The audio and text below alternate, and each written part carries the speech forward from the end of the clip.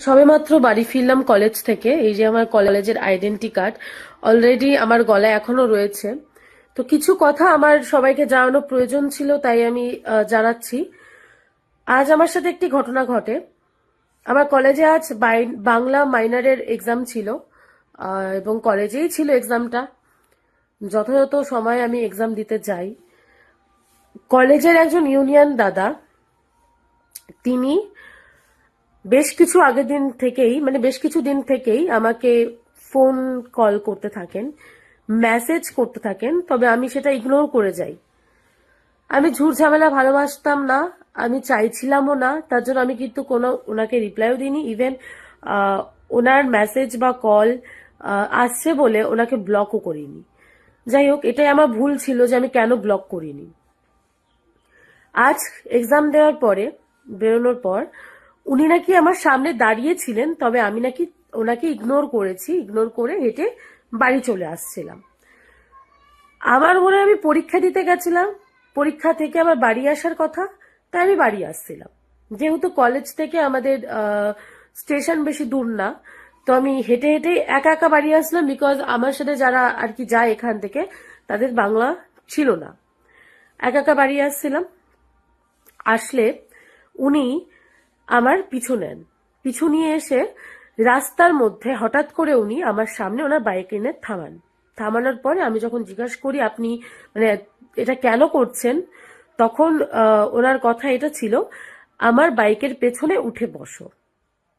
আমি যখন জিজ্ঞাসা করি কেন, তখন উনি বললেন যে তোমাকে একটা জায়গায় নিয়ে যাব, আমার বাইকের পেছনে উঠে বসো, তোমাকে বলছি বসতে। আমার একটাই প্রশ্ন, এটা আমার সবার কাছে প্রশ্ন, আচ্ছা আমাদের মেয়েদের কি না বলার কোনো অধিকার নেই? আমরা কি না বলতে পারি না কাউকে? যখন আমি ওনাকে না বলি যে না আমি আপনার বাইকে আমি তোমার বাইকে কেন উঠবো, আমি তোমাকে চিনি না, না তুমি আমার দাদা হও, না তুমি আমার পরিবার হও, না আমার বন্ধু হও, তুমি কিচ্ছু হও না। আবার পুরো রাইট আছে তোমাকে না বলার যে না আমি তোমার বাইকে উঠবো না, আমার যখন সেটা সহমতি নেই। বলার পরে উনি আমাকে বারে বারে ফোর্স করতে থাকে, বারে বারে ফোর্স করতে থাকে। উনি গাড়ি থেকে নামতেও শুরু করেন, আমি জানি না উনি কি করতে চাইছিলেন, হয়তো আমার হাত ধরে টানতে চাইছিলেন বা কিছু একটা করতে চাইছিলেন। ভাগ্যবশত এবং জানি না হয়তো কপাল জোরে, সেই মুহূর্তে ওই রাস্তা দিয়েই পেছন দিয়ে আরো 5-6টা ছেলেরা আমাদের সাথেই পড়ে, তারা বোধহয় আমার মতনই তারা বাড়ি ফিরছিল। যখন তাদেরকে উনি দেখেন, তখন উনি আবার ওনার বাইকে ওঠেন। উঠে সে আমাকে আবার বললেন যে তুমি কি আমার বাইকের পেছনে বসবে কি বসবে না।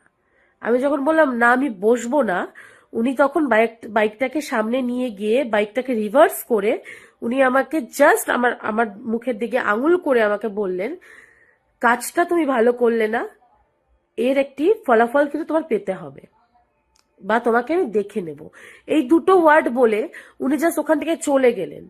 আর সেই মুহূর্তে আমি আমার বান্ধবী একজন আছে রিমি, তার কিছুক্ষণ আগে মুহূর্তে ও কিছুটা সাক্ষী আছে, কারণ ওর সাথে আমি ভিডিও কলে কথা বলছিলাম এবং বাড়ি ফিরছিলাম, এবং ও ভিডিও কলে ছিল যখন ওই দাদাটি এসেছিল। তো কিছুটা মুহূর্ত ও ছিল। তবে আজ আমার সাথে যে ঘটনাটি ঘটেছে, সত্যি কথা বলতে আমার মনে হয় কলেজেও আমরা যেতে পারবো না, পড়াশোনাটুকুও আমাদের হয়তো হবে না।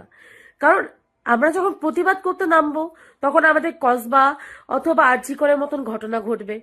প্রতিবাদ না করলে লোকে বলবে তুমি তাহলে কেন প্রতিবাদ করলে না। আমি ঠিক বুঝে উঠতে পারছি না যে আমরা মেয়ে হয়ে জন্মটা কেন হলাম। আমার প্রশ্ন করা উচিত ছিল আমার মা বাবাকে, যে কেন তারা মেয়ে হয়ে আমাকে জন্ম দিলেন, আমি মেয়ে সন্তান হয়ে কেন জন্ম নিলাম। কারণ আমি তো প্রতিবাদ করতে পারবো না। প্রতিবাদ করতে গেলে তখন হাজারো মানুষের হাজারো কথা, কি হয়েছিল, কেন হয়েছিল, কেন, কিসের জন্য। সামনে 9ই ফেব্রুয়ারি, সেই আরজি করের তিলোত্তমার জন্মদিন। তাহলে এই জন্মদিনটা কি তার বেঁচে থাকার কোনো অধিকার ছিল না? সে কি এমনি এমনি এত কষ্ট করে পড়াশোনা করেছিল? আজ তাকে তার কাজের ক্ষেত্রে তাকে মৃত্যুবরণ করে নিতে হলো।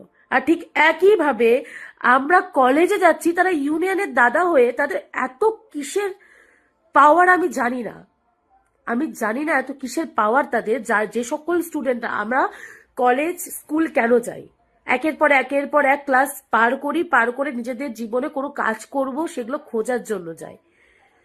ইউনিয়ন কেন তৈরি করা হয় আমি তাও জানি না, আর তারা সেটা কেনই বা করে। অথচ কলেজও বা কেন অ্যালাউ করে? প্রতিটা মুহূর্তে পরীক্ষা দিতে বলবে ইউনিয়নের দাদারা ক্লাসের মধ্যে ঢুকে যাচ্ছে, পরীক্ষা হলে ঢুকে যাচ্ছে। অদ্ভুত একটা বিহেভিয়ার। আজকে যে ঘটনাটি ঘটেছে আমার সাথে, এটি আমার সাথে আরো বেশি কিছু ঘটতে পারতো।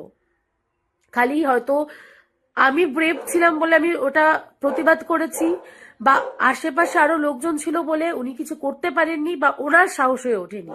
কিন্তু এই সাহসটা যদি উনি আরেকটু দেখাতেন, তাহলে আমি জানি না এক্স্যাক্টলি আমি এই ভিডিওটুকুও করতে পারতাম কিনা। আজ পৃথিবী বা আজ আমাদের পশ্চিমবঙ্গটি কি জায়গায় গিয়ে পৌঁছেছে, ধারণার বাইরে, ধারণার বাইরে। আজকে আমার সাথে যে ঘটনাটি ঘটলো, আমি জানি না কারা আমার সাথে রিলেট করতে পারছো যে তারা কলেজে গিয়ে ইউনিয়নের দাদাদের কাছ থেকে হ্যারাসমেন্টের শিকার হয়েছে কিনা।